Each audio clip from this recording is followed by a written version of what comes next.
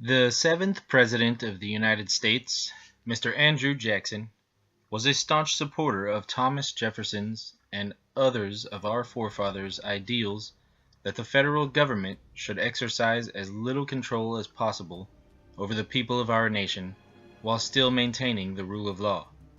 Unfortunately, his willingness to deviate from these ideals led him to veto a bill that would have allowed the Second Bank of the United States to keep its charter and prevented the Panic of 1837.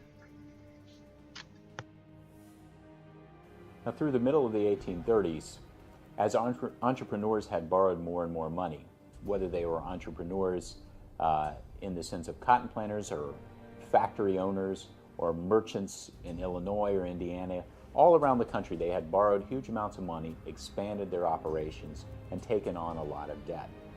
Everything was fine as long as the revenue was flowing in. They were able to make their interest payments and maybe even pay a little bit of the principal. But they were also producing much more stuff. In particular, this is true with the cotton plantations. The cotton sector in the South doubled its output between 1830 and 1837. And by early 1836, the cotton price was creeping slowly downward. And people in Britain started to get nervous. People in the United States were also getting nervous. Stock prices fell and eventually crashed, and by the time President Van Buren was sworn in at his inauguration, America was already deep in crisis.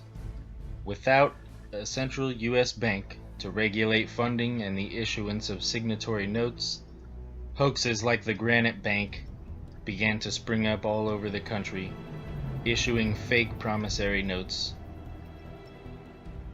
Millions of people lost their jobs and their homes, and America became a country of despair and squalor.